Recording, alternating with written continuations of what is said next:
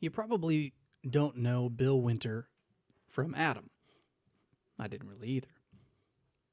I only know him because of this miracle called the internet. So weird to have these friends that you've had as friends for years. You've never met them. And you don't really know them from Adam.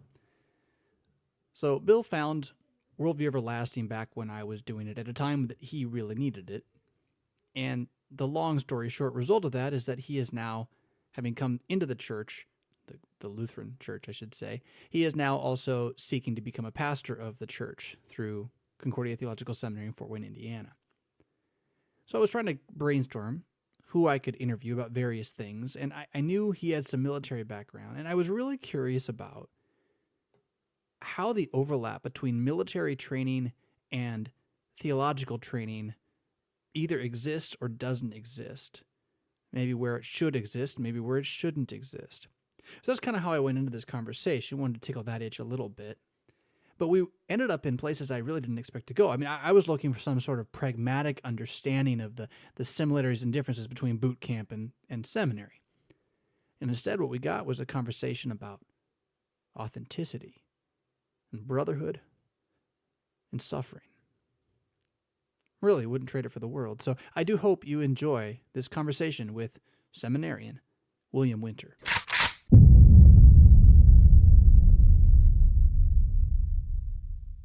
So in keeping with my desire to not only tell some good stories, but also get a few good interviews and let you come along for the ride, I have a probably out of left field interview lined up today. A guy named William, or Bill Winter. Winters? Winter. Like the season. I don't know why I think it's Winters. Bill Winter is a seminarian at Concordia Theological Seminary in Fort Wayne, Indiana. And normally I wouldn't just say, hey, I'm going to go interview a seminarian. Not that they're not worth talking to, but they haven't made their mark in the Missouri Synod world yet. And so, why should I pick one seminarian over another? But Bill and I go back quite a ways, mostly because of Facebook and his connection to Worldview Everlasting, and that connection to his journey as a Christian. And that's some of what I want to talk about with him a little bit today. But he also has a pretty, I think, from what I've heard so far, interesting past, serving as a combat medic in the 82nd Airborne. That means as a paratrooper in the Army. Before he then, after leaving the military, also held a number of jobs, turning wrenches, and he says, you just said it so well a moment ago, I would hate to call it working on a farm because that would make it sound like I knew what I was doing, but trying your hand at farming in the Northwest while there was economic downturn, but now having worked your way through all of that into a Lutheran confession of the faith enough that you want to be a preacher the rest of your life. So the goal today is to talk about kind of all of the above, but under the guideline of the journey of faith, and then my own personal curiosity of the moment, at least, recovering how the first article can help us as Christians be good people, do good work, be good congregations, do more good. And some of this, I've said this recently to others that I've chatted with about this, it falls into that debate about the 30 years of the law that is going on in various corners. I'm not a fan of the debate. I have thought it's a little wrong-headed to some extent. But what I do believe is that we've lost, or we don't have somehow in Missouri Synod Lutheranism, a way to quote David Peterson from a previous interview, love the order of creation, and without it somehow accusing you, right? Yeah. And so to get into that a little bit, and I mentioned this to you before we were on air, but eventually I want to bring through the storytelling that we're going to do here, bring into congruence or setting off each other your training in the military and your training as a seminarian, and good, bad, both, and where do they overlap, where do they not, where should they not, and to ask a little bit of that kind of question. So let's just start with your story a little bit, what you're willing to tell, and it can be let's start with atheism, right? Almost. So young man doesn't believe. Why? Where were you? Well, I was raised in a few different denominations, and that's a much longer story. But getting into the Army, specifically during that first tour in Iraq. In hindsight, I had developed what we would call moralistic therapeutic deism. This general idea that, well, all people are good. God is just kind of up there in heaven and smiles on the, quote, good people, and the bad people, basically Hitler and Stalin, go to hell, and that's about it. Right. Well, participating in the invasion of Iraq in 2003 absolutely destroyed that. There was none of it left. You come face to face with just how ugly humanity is, how dark and sinful it is, and the longer that first tour went on, the less I was able to actually hold that system, because the truth was right outside the barbed wire, and it's ugly. I never repudiated the faith, but there was no practice. There was no thoughts of God. There was none of this. You might say a Hail Mary before a mission, or kicking down a door or something, but that's as close as it's going to get, and that's more of just a dry formalism, kind of a ex opere operate belief in prayer or even God.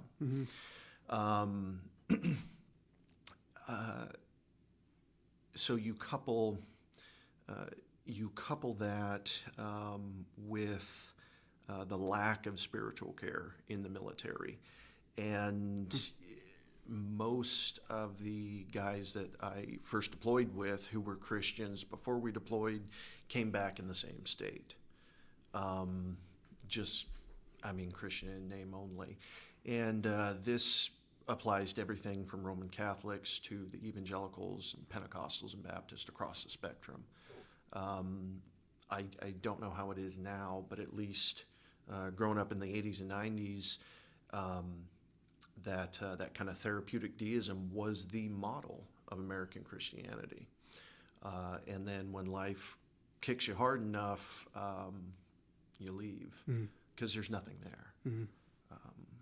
So you said you don't want to tell specifics, and so please don't think that I'm going to try to get you to do that. But when you say that the evil was there in the most general sense you can describe, what do you mean? Are you talking about coming face to face with what you're willing to do or have to do? Or are you talking about seeing again, I mentioned Jocko Willink earlier, and I just recently listened to Extreme Ownership, which is a book that he's written, and they tell some stories in there that they protect names and whatnot, but they talk about seeing what the enemy was doing in Ramadi to other people, to their own people.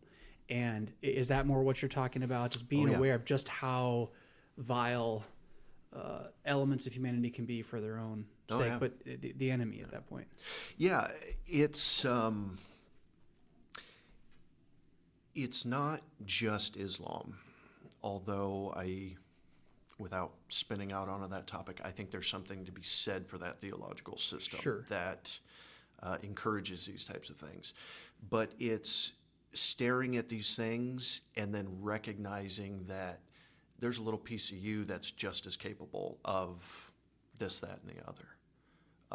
And that's a horrifying realization.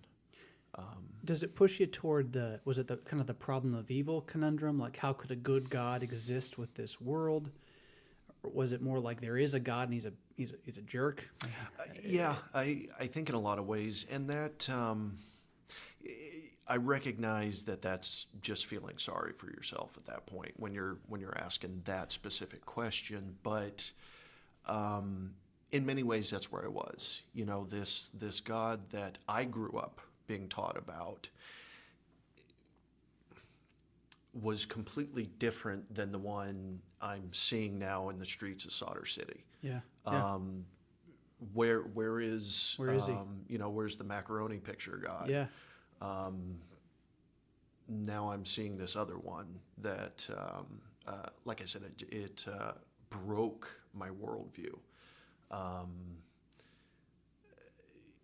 to the point that there was a long time afterward, after being out of the Army, and it took me a long time to even acknowledge it, that I was very angry with God. Yeah. So. Were you married before your first tour over there? No. No. No, thankfully, no. You had a second tour? I did 3. Did 3 tours. Yeah. Were you married before any of them? No. No. Okay. No. So you came back alone, having lost your worldview.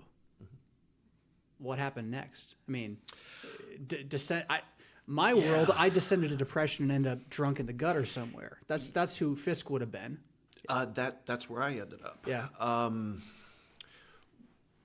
One of and this applies not just to veterans, but just trauma in general. When you don't have a proper support system after a car wreck or war or whatever, right. Really the only thing a person can do is turn to substance abuse. And whether that's actual substances or any number of idols. I turned to the bottle, which is unacceptable. But that is one of the things a lot of young people don't realize about the military is that you don't actually cope with anything. You turn to training and booze, and that's how you cope. This is why you get not all, but a lot of these guys who have been in 10, 20 plus years are so messed up. They haven't actually developed normal adult coping mechanisms for the things they've gone through. And then you combine that with kind of a hyper macho culture, I guess. Toxic masculinity? That phrase ran through my head, but I was trying to avoid it. But yeah, a true sense of toxic masculinity. Yeah. It's a recipe for disaster. Yeah. I don't care who you are. No one is capable of walking out of that healthy. When you walk out, and I don't know much about military culture, excuse me, do you walk out alone, or does your group come back together? Or are you able to maintain contact with guys that you were there with, or is it just you're just dropped? Yeah. It's kind of both and. The way the military currently does it is units deployed together. Yeah. So you go as, say, Alpha Company, you come back as Alpha Company. It's as guys get out, though, because, we have this volunteer military, so guys are constantly coming in and leaving. It's over time, after everyone's out, that the contact generally drops off. There may be the occasional Facebook or text message, but that's about it. Right. I couldn't tell you why. Yeah, no, that's really interesting because and where it interfaces for me a little bit is it seems that new pastors graduating out of the seminary initially maintain a good deal of contact with guys who create a support system for them, but the further you go, the less you're in contact with them, and our current Circuit Winkle system is not really one for camaraderie and brotherhood.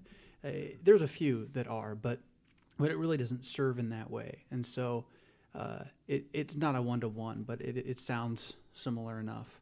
Mm-hmm. So how'd you get out of that situation, turning to substance abuse as a recourse for pain and anger with God? Mm-hmm. What happened next? I spent a lot of years just kind of spinning out. Eventually, my wife pushed me to attend a inpatient program. You weren't married last time we talked. I'm sorry. So yeah, where's this wife? She fell out of the sky. She kind of did. Yeah. First article gift. Yeah. Not too long after I got off active duty, met my wife Maggie.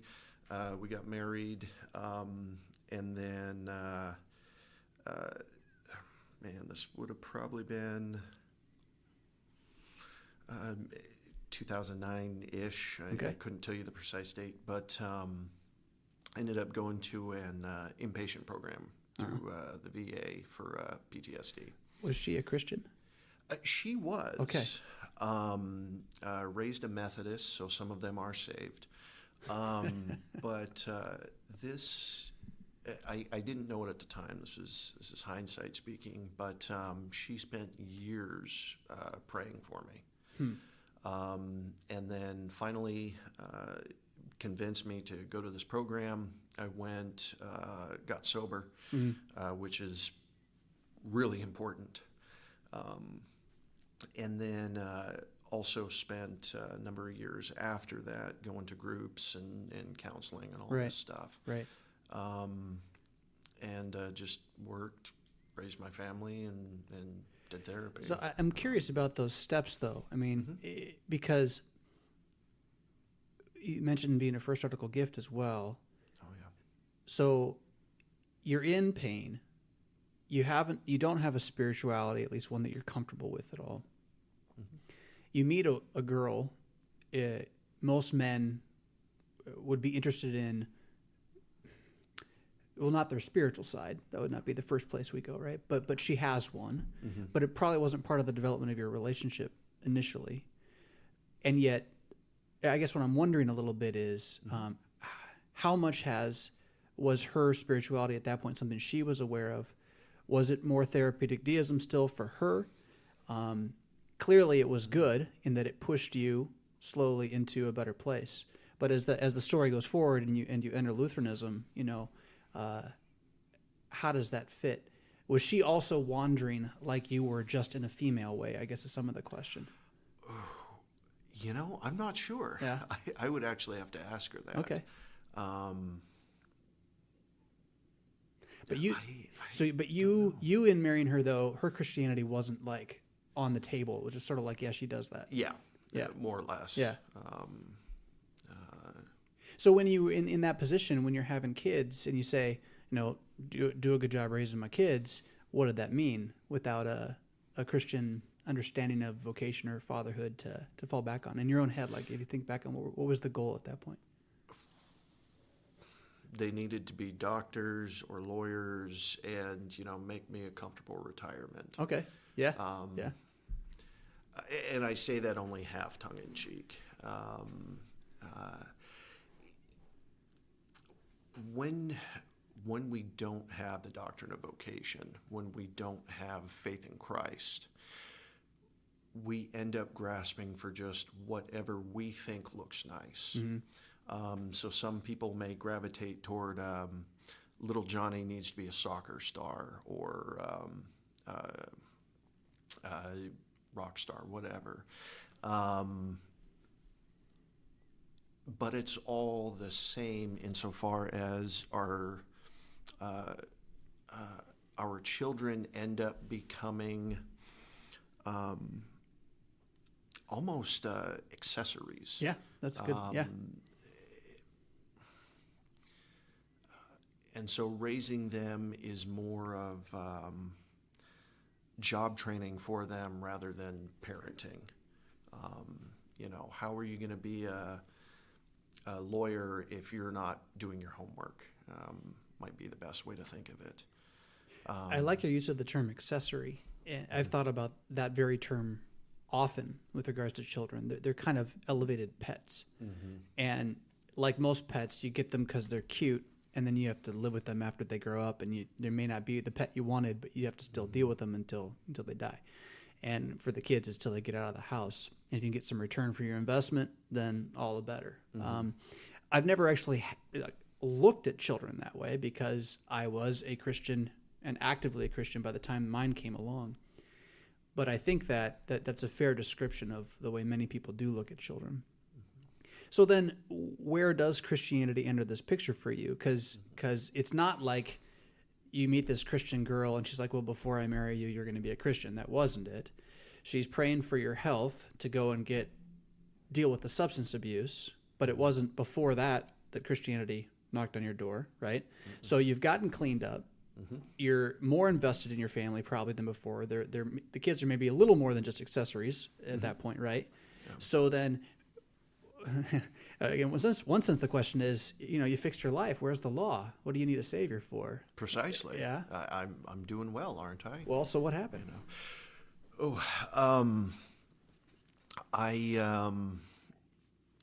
I had a what I like to call a collision with the law. I was literally suddenly aware of the fact that, no, I am actually a sinner. And this was terrifying. I ended up more or less hiding in our bathroom for about 3 days after this. So you gotta explain that a little bit then. So, I mean, was this like a mystical vision where Isaiah's... No, I didn't have a vision. I didn't hear voices. I don't say that in jest. I mean... There are people who would hear that and think that that's what happened, but no. The actual story from it, and I still haven't quite figured out how everything happened. I just know the result is good, and yeah, I know utilitarianism. Sure. Having a green card, if you will, is very expected in VA programs on the West Coast. So I was heavily medicated. Yeah. Walking the dog, and a thought, which I won't repeat, but a blasphemous thought passed through my mind. The very second the period hit that sentence, I instantly knew, oh no, I'm doomed and I'm going to hell. Wow. And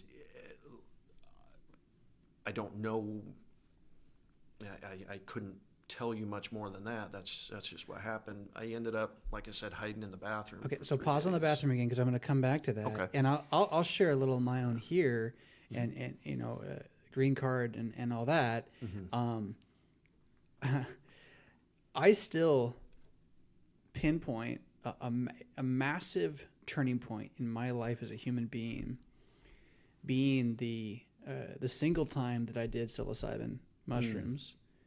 Living in an apartment, basically a pothead, working restaurants, delivering pizzas. There was cocaine in the house I didn't know. Like, my roommates were all doing coke. I didn't even know it. Like, I was selling it for Pete's sake. I could have gone to jail. It was in my closet. I didn't even know it. But the time I did the psilocybin, it was a bad trip. And that's like 5 hours of you're insane and don't think you're ever coming back. And I remember very little of it. There was a moment where I was like a tree gnome, like in the knot of a tree, sleeping for eons. That probably was just crazy. But then there was the point where, oh no, and the way this story is so embarrassing, even the way this story happens. I suddenly didn't trust my roommates, and I thought they were going to steal my money because I was working restaurants, so I had cash. Well, where did I keep my cash? I kept my cash in my NIV study Bible, which I still had with me. Zipper case, nice and tight, cash can't fall out, and who's going to look there, right? No one's going to pick up the Bible. So that's where I kept my cash. So I go to find my Bible and my cash so I can know I have my money, and I can't find my Bible. And I spend, I don't know, was it 10 minutes or an hour pillaging my room? I remember there was a time when I was out in the back. I had a truck with I forget what it's called now, the top on the back. Mm-hmm. I was out there sitting there digging through stuff. I couldn't find it there. Come back to the room. Cannot find my Bible. Cannot find my Bible. And it all comes crashing down on me. God hates me for good reason. Damned good reason. Yeah. And that to this day is probably the singular most intense expression of wrath and law I know. Mm-hmm. I have never. It was real, it was true, and I'm glad for it, actually, although I wouldn't wish that experience on anybody. Amazingly, once I came out of this whole thing, the Bible was sitting beside my bed the whole time. It was just right there, right? So anyhow, I don't know if that alleviates pressure in the conversation at all to share, but if you don't have to go further, but I feel you, and I that moment of singular dread is pretty valuable, yeah. I have never before and never since You're good. experienced the law that heavily. Yeah. I was high as a kite when I took the dog for a walk, and as I said, the second the period hit the end of that sentence, instantly sober, and basically ran that poor dog home, and didn't know what to do. Yeah. Just like, oh my gosh, I'm doomed. It's the psalmist, where can I go to flee from Yeah, you? exactly. And your answer was, say, the bird can't get away, can't go across to the morning of the dawn, but you can go to the bathroom. That'll be safe. Where else do you go? I don't know. I don't know. So you really, were you in the tub, or you're on the toilet the whole? Just kind of sitting. The bathroom we had, you could kind of sit against the tub. Yeah. So just kind of sitting on the floor against the tub, weeping, gnashing of teeth. Wow. My wife was terrified, wasn't sure, what was going on. Right. I ended up emailing a pastor who my grandparents had attended his church years ago. Anyway, through that, he was pastoring the closest church to us, which, I didn't know at the time was Reformed Baptist. So we ended up going there. Eventually, really still had no real relief from this. This was a years and years and years thing. Really, it wasn't until I finally threw up my hands over our confessions, which we'll come to, that relief began, and even then went only in stages. So in that process, you started going to this Reformed Baptist church. Yeah. You prayed the sinner's prayer, gave your life to Jesus. Well, Reformed Baptist, you're right. as in Calvinistic. Yeah, Yeah. Interesting. So none of that. Were you baptized before this? Yeah, I had been. Okay. I'd been baptized as a teenager. And they didn't rebaptize you? There were some pushes to it, but circumstances seemed to always get in the way. Okay. I would have to. You're living sort of a more committed Christian life, church attendance very life. committed. Yeah. Learning doctrine. You reading institutes? Calvin's institutes. Yeah. Institutes and Grudem's systematic theology. Okay. And the Grudem. whole nine yards. Yeah. Well, the pastor at that church had what we would call adult instruction, and these are good things. Yeah. Anyway, during that, I actually discovered that theology kind of turns my crank. Like, this is really cool. Yeah. Something I had never experienced before. So I dug in, tore through a lot of books. Eventually, the pastors at our church ended up approaching my wife and I, and this was some years down the road, and asked me to become a pastor. And I kind of panicked. I was still in that despairing stage. But you're learning about, Calvin gets grace. He does. Calvin does. But the Reformed Baptists, and I know of one in particular that will no doubt track this interview down, should he ever find out about it. And the problem with Reformed Baptists is that they're in this weird place between Calvin and just pure enthusiasm. They're children of the Puritans. And so, having stripped themselves of any baptismal efficacy, even Calvin's view of the Lord's Supper, which is wrong, at least offers some comfort there. Right. Having stripped themselves of all of this, they're left with nothing except your works and in what ways God is blessing you. So was your attendance at this point and your commitment largely driven, is like Luther pre-conversion, you're atoning for your life, right? Oh, yeah. This is all fear-based. Sorry, everybody. This is why we can't have nice Yeah, things. right. It's a key moment. So fear-based. Yeah. So describe that. Explain that. Because I think for many lifelong Lutherans, that's not something they've ever known. No, not at all. Nor would I wish it on them. It's an awful existence. You spend your day. You wake up. You spend however long in the Bible because, a real Christian, first thing they do is read the Bible, right? And then pray, X amount of minutes, etc. And then you spend the rest of the day going through your life, questioning everything and recognizing every little cut corner, every little bad intention. So I'm taking out the trash for my wife. This isn't me serving my wife. This is me not doing it well enough.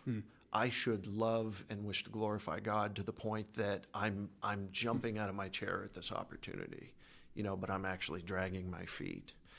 This is so interesting to me because, and you know this, that the law will create one of two things when it's used to justify. It will create either despair or pride.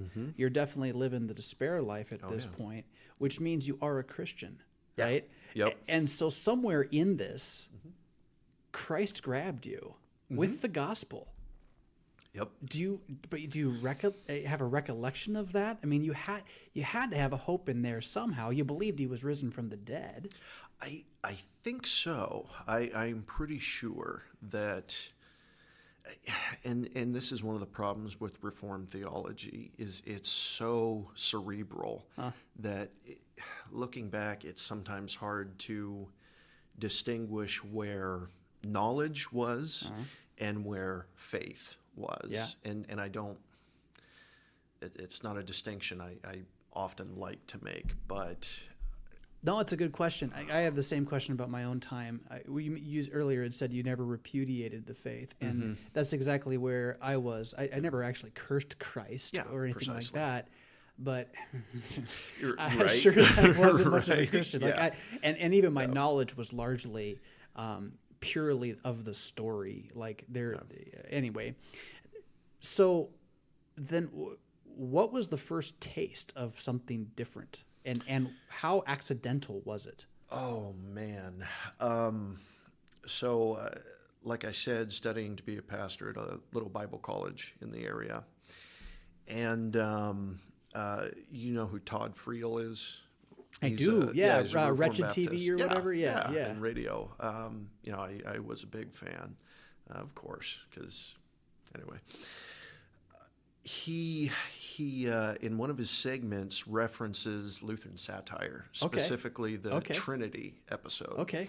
So I found it, thought it was riotous, and watched a number of others and kind of brushed off anything Lutheran he may have said, right? Those stupid Lutherans. Yeah.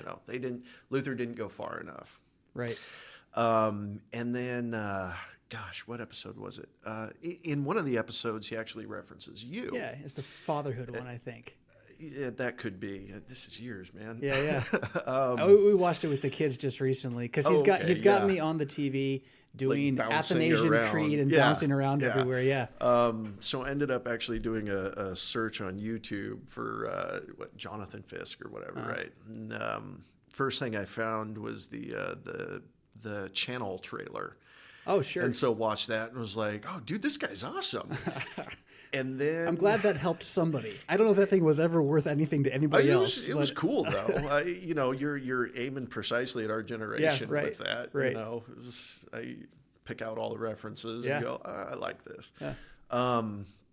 Watched a handful of episodes and was like, oh, okay, this guy's pretty cool. And then came across one of your early baptism ones. Okay. I'm not sure which. Right. And kind of flipped my lid like, oh, this guy's a heretic. How can he say this? This is so wrong. Yeah. Like a good Reformed Baptist. Yeah, sure. And didn't think much of it until I ended up, somebody had posted another Worldview Everlasting video Another one that at the time I thought, oh, this is good, because I kind of put it down after that. Like, oh, this guy's a false teacher. Right. Mark and avoid. Well, good for you. At least you had some integrity and some consistency. That's great. Flee the false teacher. That's exactly what you should do. I don't know if consistency is there, but ended up watching that and thought, you know what would be a really good thing, helpful to the church? I'm going to dissect this guy and just wreck him. Awesome. There's actually papers, a couple of them on you, which I read them before we ended up moving out here and was horrified at myself. But that's so interesting. The more I dug, the more angry I became, forcing me to dig more. And so eventually I ended up going to bookofconcord.org and reading through it. Yeah. Like, oh, this guy wants to quote that. Well, I'll show him. Yeah. And spent months digging through that with my Bible and the hermeneutics checklist I got from the class, And it was, I was sitting in my study and going through it one day, and specifically on baptism. This was the biggest stumbling block for me. Yeah. And I pushed myself back from the chair, and I went, Lord, I don't want to believe this, but I don't know what to do. Please help me, because if I follow my little hermeneutic checklist here, these conclusions are inescapable. There is no way that, especially Romans chapter 6, what are you gonna do? You cannot be buried and raised with Christ unless I start cutting corners on this checklist. Yeah, right. And so what do I do? And that caused quite a bit of fuss when I brought this up to my pastors, because sure, I don't know what to do, guys. Eventually, not long after that, I had to say I cannot confess the 1689, the London Baptist Confession. I can't do it. I do not believe that baptism is a symbol. The scriptures don't say it. Don't say that. Yeah. Please prove me wrong. Yeah. More or less going around my little Bible college in my church saying, here's a Bible. Can you please show me why I'm wrong on this? Yeah. Like somebody. Yeah. That eventually drove me to sections of the early church to say, okay, well, maybe they knew something that these Lutherans don't. Nice. Yeah. Oops. They confessed it. Yeah. And even Justin Martyr, that's an example thrown around all the time. Well, he said children should be baptized, later on. Well, why? Because he doesn't actually deny the efficacy of it. He says, well, they should be a little older before we give them this gift. During this time, still when I had time watching Worldview Everlasting and getting less and less angry every time I heard about baptism or these other things. And when I was no longer able to confess the 1689, interestingly, my wife had come to the same conclusion a few months before I did.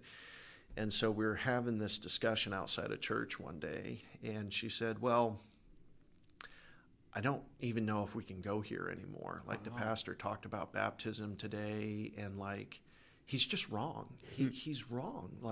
What about Romans 6? What about 1 Peter 3, And I kind of went, well, yeah, I guess I've been sitting too long on this. So we started looking around for LCMS churches. Really didn't know much else beyond baptism saves. The Lord's Supper is the actual physical body and blood of the Lord, of the Lord, and that Christians can forgive one another, and this is an actual thing. Yeah. Mind-boggling to Reformed Baptist. And then law and gospel. That distinction was instrumental in beginning that road from despair absolutely instrumental in it. I had never, I still have my old Bible from the time, and occasionally I like to pull it off the bookshelf and just kind of thumb through it. And what I discovered is that everything that's underlined or highlighted or with the notes scribbled next to it is law. Yeah. No gospel. Yeah. And so that's helpful for me to see where the emphasis was. The emphasis is, if you really want assurance of faith, you need to be doing, instead of no. Your doing is the result of faith, is the result of this gift you already have. And so we ended up coming into the LCMS. Yeah, and so with, I don't know if it would be fair to the listener to not ask this question, because I have a variety of people that follow, some that are members of Missouri Synod churches, some that have an experience like yours and can't find a Missouri Synod church. So you were able to walk into a Lutheran church that was a Lutheran church. No, not the first time. No, okay, well, share that a little bit then, yeah. It had LCMS on the side. Yeah. But describe what you found. Contemporary worship. Okay. Which we didn't know too much about. Aside from the sacraments and law and gospel, so much of Lutheran theology still remained a mystery. What does mysticism, for example, actually look like? Yeah. Well, sitting on a mountaintop staring at your navel, yeah, you don't really have I didn't have a way to really define that, and recognize it. So we walked into this church, and actually the pastor's downfall with my wife and I was he handed us a catechism. Day one, walking through the door. Yeah. Went to a broom closet or something, dug one out, and was like, "Oh, here you go, wonderful." Yeah, right. But then we started reading it. Over time, looking at that and then looking at bookofconcord.org and going, wait a second. So you were finding that the book he gave you didn't jive with what he was actually preaching and doing? Now, that is weird. That he didn't have to give you that book. No. And he could have brought you in, and you probably would have been okay, because you would have gotten some Lord's Supper and some baptism teaching in there. We would have known better. Yeah. Crazy that. We'd have had no idea. Now, granted, he had a, they call it a blended liturgy, but anyway, so there was the absolution, there was the Lord's Supper, our kids got baptized there. But the longer we were there, the more we realized, wait a second, this isn't what we're reading. This is not at all what we're reading. Can you put your finger on that, though? Because there's nothing in the, and I am liturgical as the day is long. Yeah. There's nothing in the small catechism about what instruments you use. True. So and I'll agree with you, like, once you learn to smell the difference, the smell of mysticism is hard to miss. But that you didn't have that tool. So we retain the Mass. Yeah. And so the question was, well, what is the Mass? Yeah. And some Google searching, some emails to various people. You may have been one of them at that time. I'm not precisely sure. Made me recognize that, wait a second. So we're going to come into this service, have confession, absolution, and then start singing a song by David Crowder about the sloppy, wet kiss of heaven and earth. Something's not right here. Right.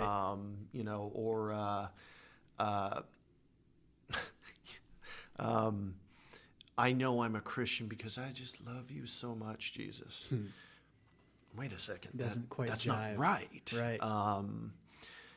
And then there were some other issues I don't really want to go into. Yeah. But the realization was, this isn't a Lutheran church. It's Lutheran on the sign, but what is being taught and confessed is not actually Lutheran. Right. This is what we just left. And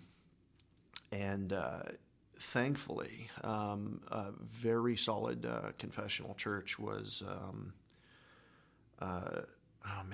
Rogue River was about, it was only like 45 minutes down the road, so not bad. Yeah. So we started going out there, and that was where, the first time you're singing the Nunc Dimittis and the realization hits you, you're like, oh my gosh, I just held the Lord's Christ. Yeah, right. Yes, I could die. When you walked into that though the first time, and then you are getting liturgy for the first time. I mean, had you done enough research to kind of know what you were going to get at that point? When we first walked in, no. Okay.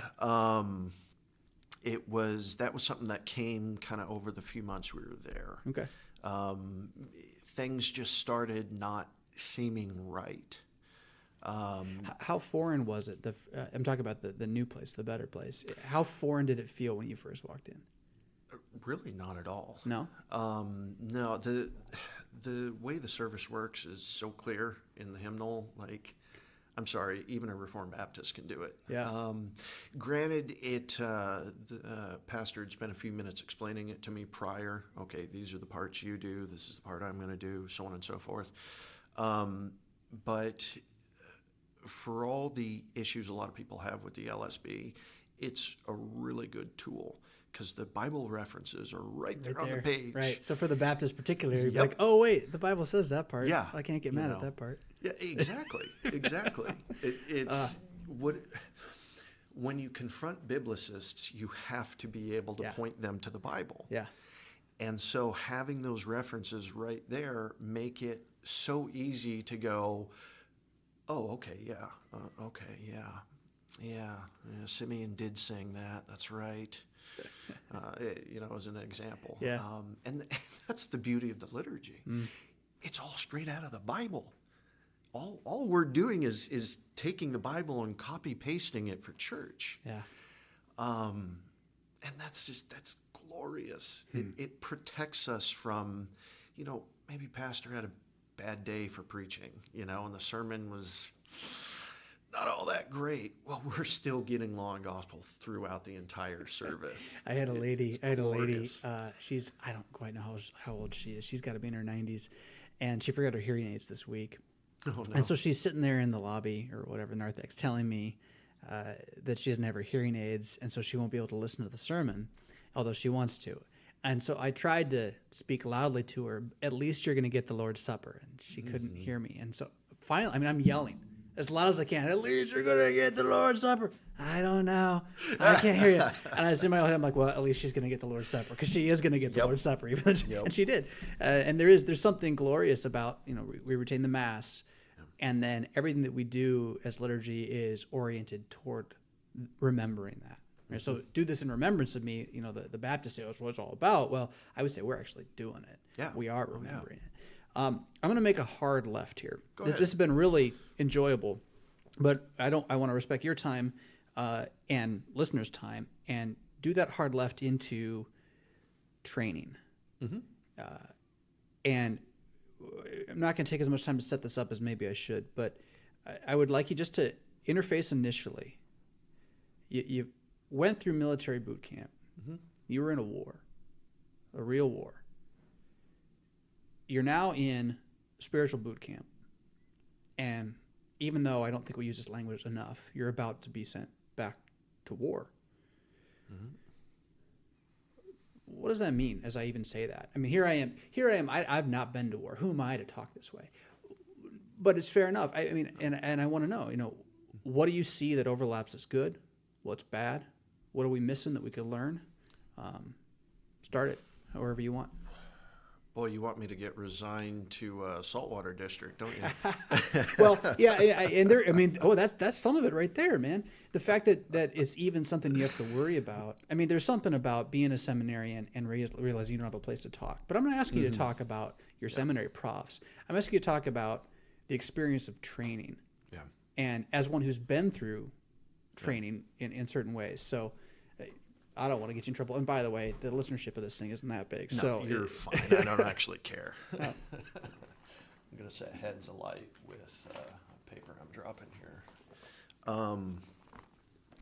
It's interesting that in the pastoral epistles, all of the language is militaristic. So you're absolutely right when you say that this is being sent to war in many ways. 1 Timothy 1 especially, when he gives Timothy this charge, wage the good warfare, holding faith and a good conscience. This idea of waging the good warfare has to do with endurance of suffering, execution of duty, despite the opposition, despite all of these things. And he makes these same, or uses the same kind of language throughout the pastoral epistles and in a lot of the prison epistles as well. One of, and this is purely speculation, one of the biggest issues I see in American Christianity, broadly speaking, is that we have taken a religion that says God fights, and we have inserted this kind of soft and fluffy, moralistic therapeutic deism. We have taken the Lord of Armies and made him this kind of mascot instead of who he really is, King of the universe, right. Little things like that. The result is that we have a lot of pastors, and this has probably a lot more to do with the culture than our seminary institutions. But we have a lot of men who don't actually know what being a man looks like. What does that actually mean? So we find a lot of problems in that regard. So you're getting on something that I talked about with Pastor Peterson, a crisis of masculinity. Yeah. And this isn't just about pastors. I mean, this is about American manhood, right? And I made that joke earlier about toxic masculinity, right? And the reason you laugh is because that's a terminology that really doesn't mean that there's a version of masculinity that's toxic. It's that all masculinity is toxic, and we have to get rid of it, right? Yeah. But what we really need is more of you mentioned enduring and dutiful masculinity. And so endurance and duty are things that the military taught you, and you would call those good things, like even your experience. Yeah. How did they impart that to you? A lot of just getting beat up, if you will. Okay. The unit I served in is all volunteer. If you don't want to be there, quit. Go somewhere else. And they're good about trying to get you to quit. So, you'll drop in somewhere, heavy pack. Now we're going to walk all night, and then we're going to spend a number of hours at a range, and then we're going to walk for a number of hours again, and do other training. And it's a constant physical and mental grinding, sharpening, maybe. Right. Did you have a lot of guys wash out? Not as many as you would expect, but I wasn't. There's a number of ways to look at the military. So your Navy SEALs, your Green Berets, those guys, think of them like the major leagues. Right. I played in the minor leagues, right. And then the rest of the Army was like farm league, the rest of the military, okay. right? Yeah. So, better than the farm league, but not a major. Right. Those are the guys who get, 90% washout and all that stuff. Right. And then a lot of them end up in the paratroops, but that's neither here nor there. Yeah. The difference is that, and the reason I brought up the volunteer thing, is that the people who are there want to be there. And so there's this expectation that, we're not going to get the beer trucks when we're out at the field like, such and such infantry division gets. We're not going to get, these luxuries that would be so nice in the North Carolina summer. We're not going to get them. What ends up developing, and I think it's something that only develops through hardship, is my grandpa used to call it a hard nose. Right. And a certain kind of commitment to each other too, right? You got a brotherhood it just sounds jargonistic or cliche, but it's kind of what it is though. There's a camaraderie, there's a binding together. Yeah. And that this is kind of an aside here. 82nd Airborne, is that Band of Brothers? No, that's the 100 and Worst Airborne. 100 and what? 100 and Worst. Oh, They're really? not airborne anymore. No, I got you. You see what I did? Yeah, I do. Yeah. I did. All right, so I wasn't sure if it was the same group or not. No, it's not. But I'm going to pick up on something else you said, and I don't know if you know this or could have experienced this yet, but I think as a pastor in the Missouri Synod, I think one of the most disheartening things to me is how many of us don't want to be here. And I would count myself in that, at least up until about 1.5 years ago. In what way? I don't know how much it has to do with training. I don't know how much it has to do with expectations and entitlement. I don't know if we're just soft. I do know that being a pastor 30 years ago, while it was probably very hard, was a career you could count on. You had a job. Okay. You had health care. It's not really true now. Yeah. And with that, there's a great deal of verbal and emotional abuse that does take place within a parish. Not all parishes are the same. There's different levels of it. And I know this isn't all new. Herman Sassa, one of my favorite theologians, calls despair the particular sin of the pastor. So it's not like this is all new. But there's an edge to it, which is more than just, I'm sad because no one listens to me. Now it's my livelihood is really in trouble. But I'm not being burned at the stake yet. Yeah. And I don't think I will be. In fact, I think I'm entitled to a middle-class lifestyle and a retirement plan. And yet, it's collapsing around me. The people are in varying levels of lukewarm, not caring, and or this flare-up abuse, anger, rage. You won't commune my grandkid. What? And over time, what this does to a lot of very faithful guys, you could also throw into this the worship war, politics, kind of losing battle. Like if you want to be the senior pastor of a big church and get a good paycheck, well, you really shouldn't be doing liturgical worship. You got to take a different path. So you put all that together, and you end up with a lot of guys who regret the decision to go to seminary because I'm not stupid. I could have had a good job. I could have been enjoying life, to have vacations on the beach, and who knows what. I mean, heck, I could have been retired by now. In that kind of thinking, while honest and to some extent true, is also, it furthers the despair.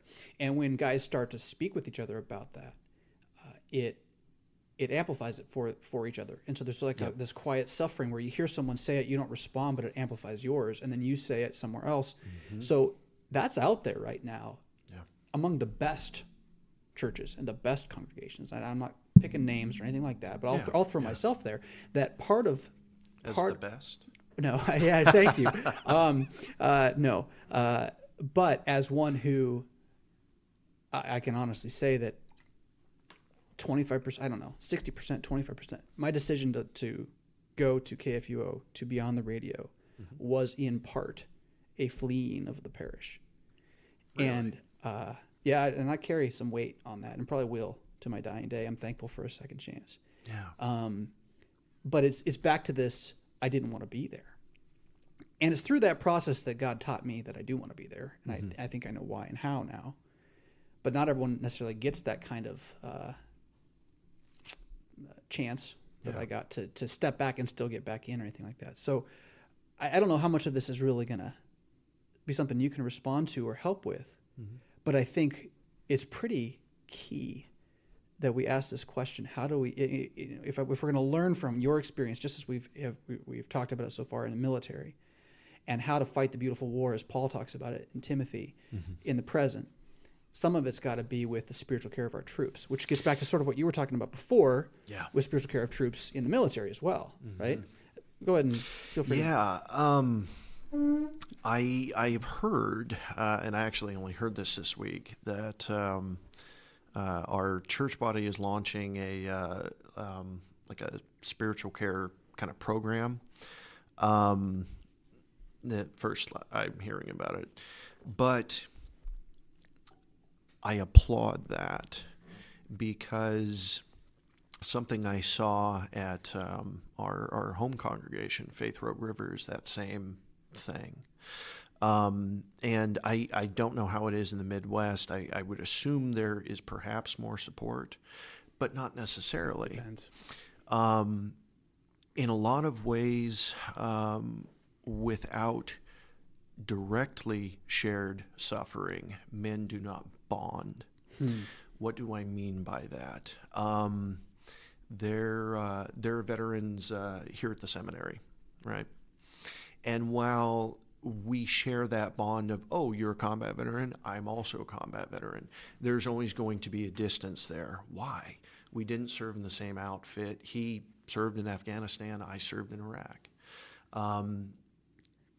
In a similar way, there's a lot of talk here about the brotherhood of the clergy, right? And I mean absolutely zero disrespect, but until and unless a day comes that you and I are actually sharing suffering, just because you're right there, you're the best example, right, we're never going to actually be brothers. We can respect one another, we can work with one another, and Lord willing, that's what we're always striving to do. But brotherhood is a misnomer without actually putting this thing into the fire and heating it up. Yeah. Love it. And in my opinion, when we combine this misnomer, which even seminarians roll their eyes at, right? We all know it's smacks of false motivation. You don't even have to be a veteran to smell that, right? When you combine that with the fact that the last hard, real, if you will, men in America, there's only a handful of them left, people who lived through the Great Depression, one or both world wars. And yet that is the same type of man you will meet in a lot of countries overseas, even modern industrial ones. I couldn't tell you how we could recover that or if it's possible, but you take this kind of feminized manhood, and then you combine it with what is arguably the world's most difficult job, if everything I keep hearing holds true, right? You are inevitably going to get guys that are alone, whether actually or just in their minds alone, and seeking then a tribe, if you will, a clan, someone, something to belong to. There are people who may be able to find this in I don't know, maybe a jiu-jitsu gym or lifting weights or something like that. There may be some who are able to find healthy versions of that in a variety of different ways. However, men are inherently lazy. All right, we just are. Right. What most of us are going to do is we're going to come home.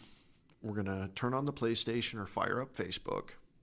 We're going to have our 6-pack of beer, and we are going to engage that same desire, which is good. Men are built to be in relationship, to have actual friendship with other men, right? But then they're going to engage that in an unhealthy way, i.e., arguing on Facebook or what's a popular video game right now? I'm getting old, man. Fortnite's the big one right now. I had my kid ask about that the other day. Yeah. I haven't touched it yet. I haven't made up my mind. It's too new for me. It's I don't need 8-year-olds to be killing me just now. I mean, I don't want them to be running circles around me. Right? I don't have the reflexes I used to. I just get slaughtered. But we end up engaging those things in unhealthy ways. And that's not to say any and all Facebook or video game or whatever activity is inherently unhealthy. I'm not saying that.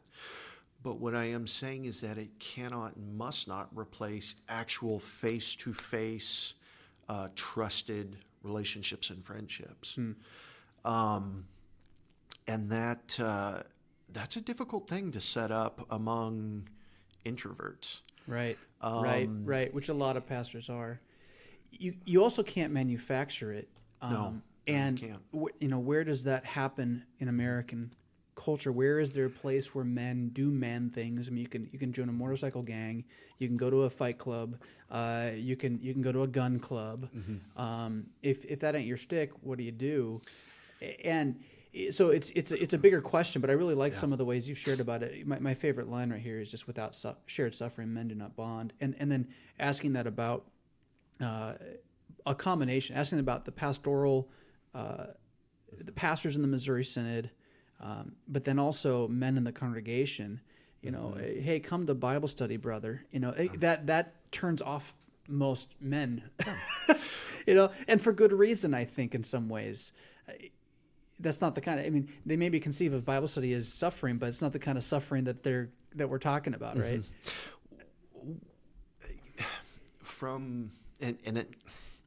I spent my entire life blue collar, green collar, and blue collar, so I can't speak to the other side of the tracks, if you will. Yeah.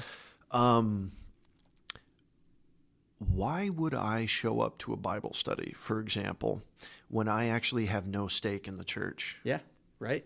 Right. And I'm not justifying that by any means, but this is what most men are going to think. Right. Right. We have no stake in the church because we have not been taught to actually take ownership of our own churches. Worse than that, it's been taken away. That's a whole. Yeah, the ladies took it from us, and you're not allowed to have a stake in the church. And we let them do it. Yeah, we let them do it. This one of the most mind-blowing things my wife has ever said to me, and she's way smarter than I am, is as we were coming into that second LCMS congregation, right? One of the things that was brought up was, well, we have no female suffrage, right? And I was surprised. I shouldn't have been in hindsight, but I was surprised. My wife just kind of shrugged her shoulders, like, okay, no problem with it. Well, we were talking about it on the way home that day, and she said, well, I can't really imagine not exercising authority over a man if I vote on the winning side and there's even one guy on the losing side. And I went, yeah, it's nice. There it is. Well, that is good. For me, this is just an aside, but it's very at the core of man, woman, Christ, family. Forget if all the other guys are on the other side. What if you're on the other side, husband? Right? Yeah. Suffrage that has each person gets one vote if they're over 18 by definition divides the family, and that can't be a healthy thing. It certainly is not a biblical thing. I don't think that it means that that women have nothing to offer the church, right?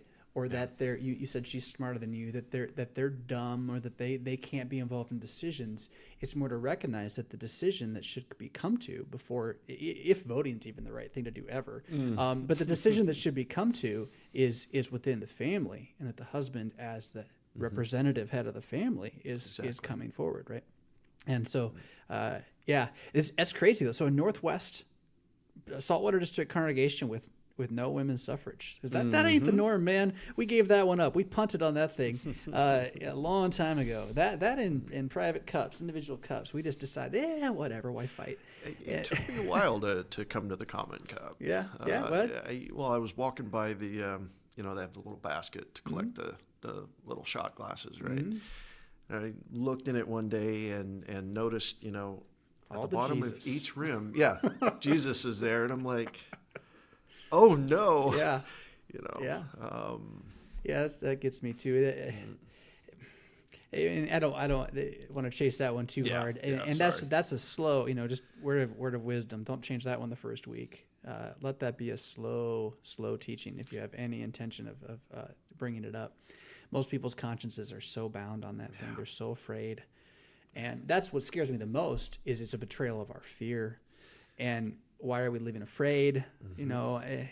Anyway, we've only got, we're over an hour, and it's the second time I've done this today, and the second time I've gone over an hour before I got to my closing 15-minute questions. But I really have enjoyed what we've done so far. Do you mind another 15 minutes with some? Okay, so these are kind of scattershot, short answer questions. They're not really intended to get long conversations going. Okay. Yeah, and hopefully they're kind of fun, but they're not unserious. But 2 sentence to 5 sentence answer. I'm not looking for anything deep.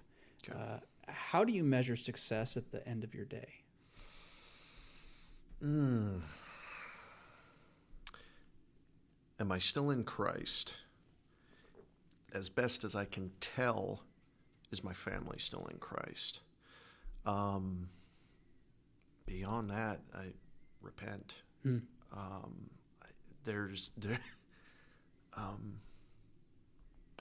at 4 sentences now. No, you're good. That's good. Love it. You can stop. Okay. You can keep going if you want, but wonderful answer. Love the answer. What is something you believe that most Lutherans don't?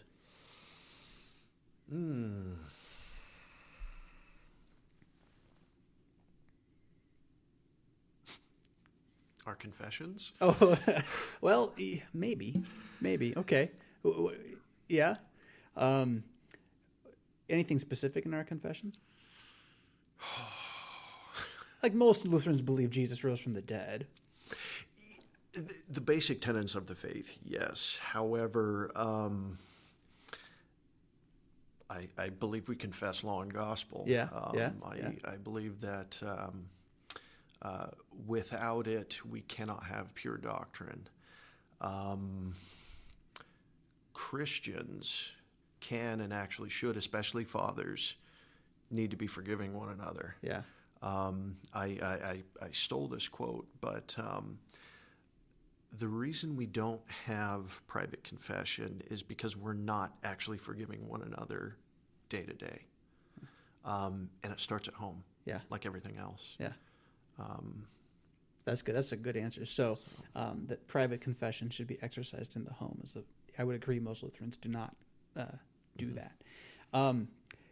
What book have you reread the most that is not the Bible or the Confessions?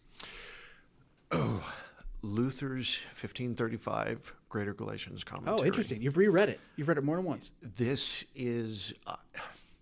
I have actually been giving this book out to family since I discovered it, because if you want to know what we believe, teach, and confess at its heart, why we say that justification is this most central doctrine. Without this, we have nothing. In light of this justification, how is the Christian life supposed to look? On and on and on and on. Read that book. There's I don't want to make it sound like a plug. 1517 has a translation of it done by a guy who actually isn't a Lutheran, but he spent decades as a courtroom interpreter for Spanish. Oh, interesting. And he went through, translated all of it. It's absolutely outstanding. So 1517, that's the legacy. Yeah. Yeah. So if you want to find the particular translation, 1517 Legacy, Luther's Greater Galatians Commentary, the reason we call it that is because he wrote two, one when he was much younger and it's not as Lutheran, frankly, and then one that's later. So you're looking for the later one. And you can get that also. CPH has a version of it in Luther's works. Who is your favorite fictional antagonist? Fictional antagonist? Yeah. Oh. Talking about manhood, and I'm about to nerd out. Horus Lupercal. I don't know who that is. You got to tell me. It's a Warhammer character. Okay, yeah. The most favored son, just the ultimate hero's hero, and then slowly, over time, ends up becoming pretty much the devil incarnate. It's a little bit of Arthas from World of Warcraft. You know what I'm talking about? Lich King? Yeah, they may be pulling from that, but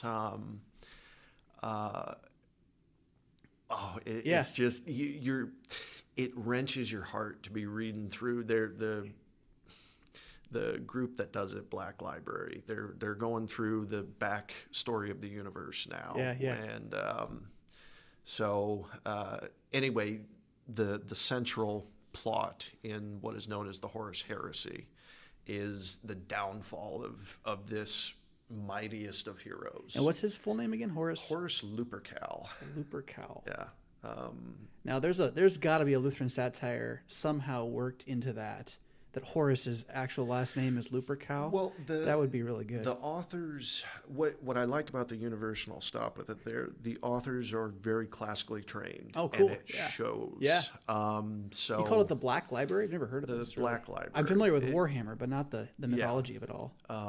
It's, I guess, if you took the Star Wars universe and injected it with maybe 5 times the lethal dosage of horse testosterone, you'd end up with Warhammer. Yeah. It's like a medieval Star Wars kind of thing, right? Like with some magic thrown in. And if there was never the Reformation and humanity was in the 41st millennium in space and the Roman Catholic Church ran the world. Right. Yeah. A little Dune then? Some Dune edge? Yeah. Okay. You'll get some of that. Cool. Yep. Which this is totally not what I wrote in the written ones, but I do have to ask it. Why is your Facebook profile a Stormtrooper? I don't have a Facebook profile. Then anymore. how did I have Messenger? Oh, it's Messenger. Okay, so why is your Facebook Messenger profile a Stormtrooper? My wife made that picture for me. Just randomly. That's Charles Spurgeon with a Stormtrooper helmet thrown on his face. There's got to be a story to that somehow. It's just funny. Okay. She made it and showed it to me, and I thought it was riotous. Charles Spurgeon is a clone who will die quickly in any war is sort of the message I got. I'm just making that up. I don't know. I don't know. I don't know. I thought it was hilarious. Yeah, though. good. There's a picture I once had somewhere of, I love it. It's like this hot rod white car on the freeway that's driving along, and whoever's driving it's got a Stormtrooper helmet on. They're looking out the window as they drive this amazing car. It's just like, that's nice. That's just cool. You're right. It's just cool. Back to our quick fires. Mm-hmm. What is the most important tool you have for your everyday life? And again, Bible doesn't count. I mean, I love the Bible, but. Oh, wow. Like you use it every day. I use it every day. Oh, good grief. And we're not talking theological. It could be, but. Can we revisit the question? Yeah, sure. I'm not sure. Yeah, that's all right. That's what these are for, is just make you think. What does the first 60 minutes of your day look like? That is, what's on autopilot, right? How does your pattern work in the morning? I have this great day. It's supposed to be for coffee, but coffee actually makes me physically ill. I'm sorry. I am too. I drink Rockstar though, so okay. I'm holier than you. Right. I fill it up with water. I drink that down. I read my Bible, and then I also have a set period of time that I read something non-theological. Okay. Yeah. So. All right. Cool. What corner of theology and I should say dusty. What dusty corner of theology are you currently obsessed with? Oh, man. So law gospel doesn't count because it ain't dusty. You'd be surprised. That's really just been my focus right now. Anything specific about law and gospel? Why are we moving away from it? I understand. I understand that in times of crisis, oftentimes things that, for good or bad, become kind of cliche get attacked, and that can be good. There is a cliche of law and gospel that the West Coast Presbyterians use, for example, and that's good. That's not law and gospel. That's you're attempting to import something that will not work with your theological system. However, why is it that in many areas, many people are looking at this and saying, this is the problem, this right here. Ergo, we will essentially adopt a completely different hermeneutic. We cannot, in my mind, confess the Book of Concord without law and gospel. To reference again Luther's Galatians commentary, he makes his point so well. Without law and gospel, we cannot have the doctrine of justification. Yeah, we have no reason to exist as Lutherans. No, we really don't. We should just go back to Rome. And it'd be a lot easier in a lot of ways, except for then they'd kick us out for having wives and stuff. But aside from that, no, but there is no good justification for being Lutheran once you lose that. So I'm with you on that. If you could lead a 2-week boot camp for young men the summer before college, what would it look like? Oh, man.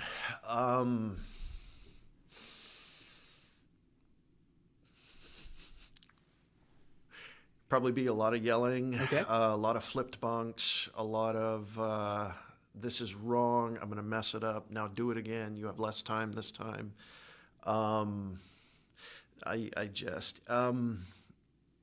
In all seriousness, you guys are about to be thrown into an environment where all of the rules that mommy and daddy, which you hate, threw on you, you're going to want to jettison. This is why you shouldn't. And let me tell you from experience, you don't want to walk down that road. You just don't. It is horrible. Here are the reasons why. I don't even know if that's really possible in a 2-week period. And cram as much of Aurelius's meditations in there as possible also. Okay. Aurelius's meditations. Marcus Aurelius. Oh, interesting. Stoicism. Hello. Yeah, right. I think this has been something I've been thinking of recently, actually on this topic of manhood and how we've lost it in American culture. There's something to be said. Obviously, the man was a pagan, all right? Yeah. And his philosophy has a lot of problems in it, theological problems. But I think there's something to be said about being able to look at whatever situation you're in and ask the question, what is truly manly in this situation? In other words, what is the right course of action for a man to take?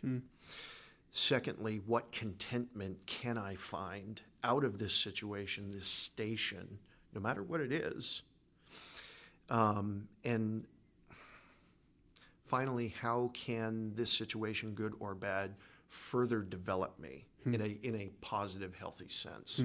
Not drive me to the bottle or to, I just lost the word, addiction to work. Right. Right. Workaholic. Some other escape. Yeah, precisely.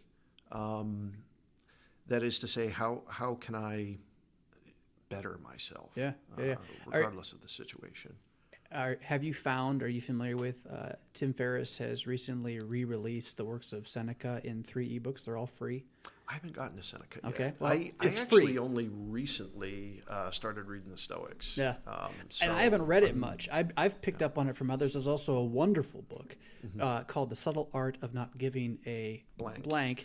And I tell you, man, that is a fantastic read. You have to deal with a little crassness, but it's actually all in jest, and it's really good. I will say this too.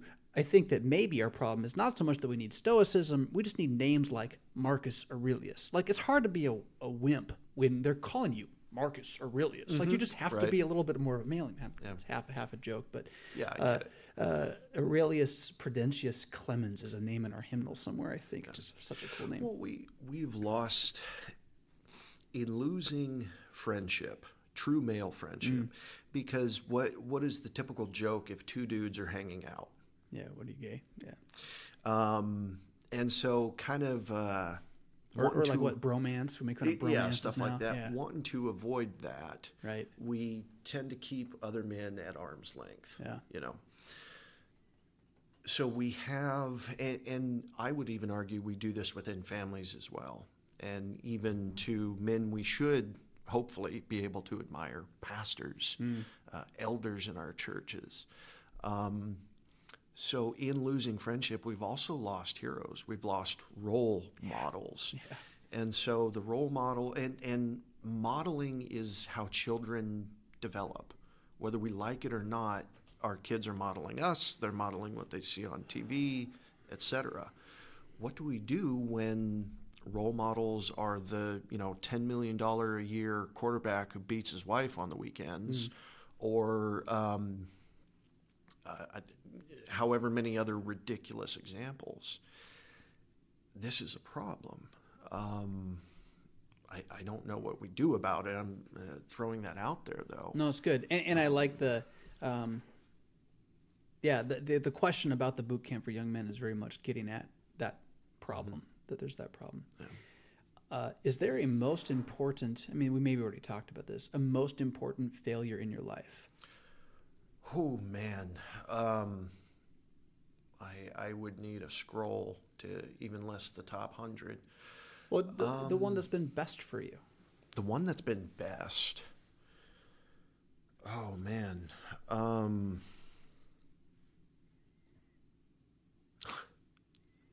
Not being able to exegete away our theology. Yeah. Okay. I did view that as a failure for a period. I can see that. Yeah. And that was it. It was hard to finally be able to pray, I believe, help my unbelief. Yeah. And recognize that I still had to struggle through this. That's where the grace comes, though. That's so good. Right? It's so good. Oh, man. I'm so. It reminded me of this that I'd written it down earlier. I'm very thankful to be part of your failure in this. I think the best comment I ever have received regarding all the video stuff I did is a lady. She sent me an email. It's the first email she ever sent me, and it began with, "I hated you so much." But by the end of it, it was thank you. Yep. And, I get that. That's a fun thing. Do you have a favorite? Do you have a favorite Bible verse? I do. Yeah. I do. Would you like to know it? Yeah. You don't have it memorized? Huh? You don't have it memorized? Dude, my memory's so bad. Yeah. It's from Genesis 15. Oh, interesting. Yeah.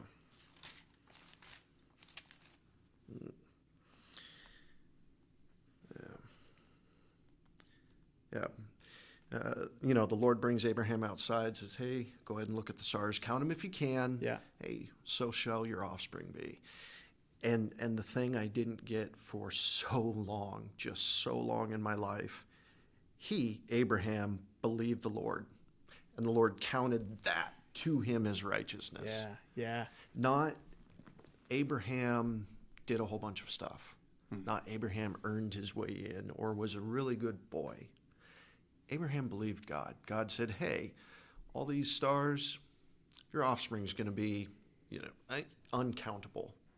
Abraham believed that, and God said, "You're righteous." Yeah, boom. Bill, I baptize you. Yeah? Precisely. Yeah? Precisely. Oh, that's so good. Do you have a favorite non-Bible quote? There comes a time in every man's life when he must spit upon his hands, hoist the black flag, and begin slitting throats. What's that from? I don't know. It was something on the barracks wall for years. Wow. So I don't That's really know cool. where it's from. Thank you. That was, you delivered it well too. That's good. Oh, we got two more. Okay. What major idea have you changed your mind about in the last, the question's few years, but since you've kind of shared a lot of change, but let's just say, since coming to seminary, what have you changed your mind about? Oh, man. Pastors are sinners. You didn't think that before? No, man. I was so pious and devout. I actually confessed that to my pastor recently in a phone conversation.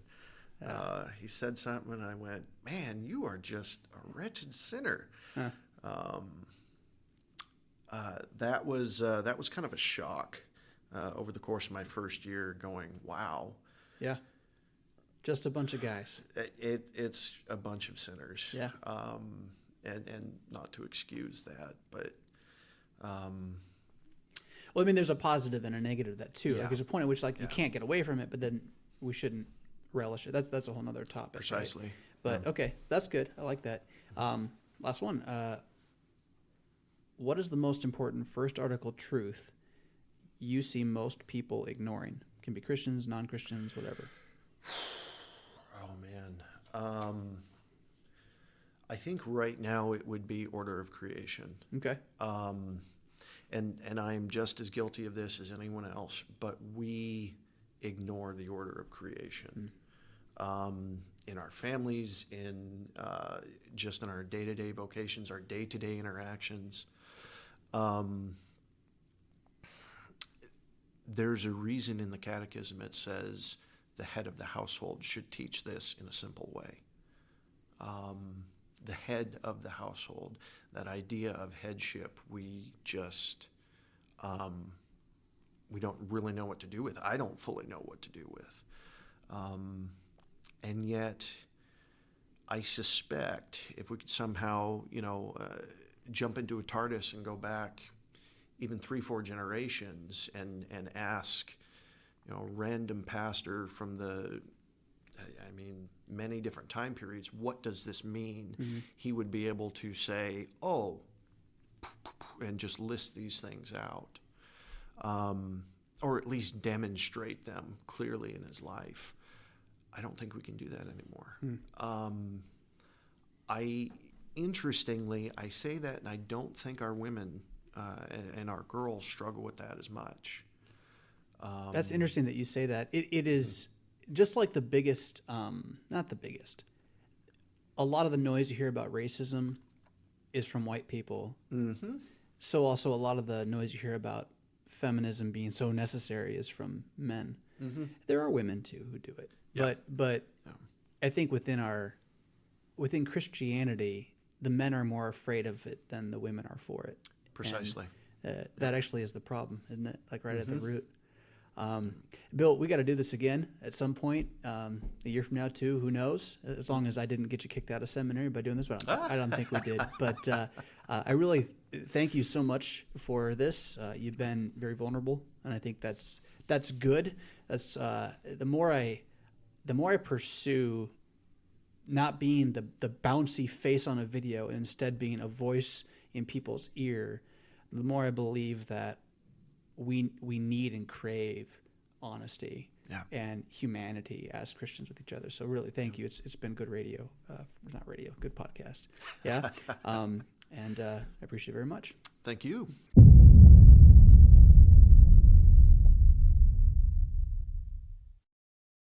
Was that worth $1? What about $5?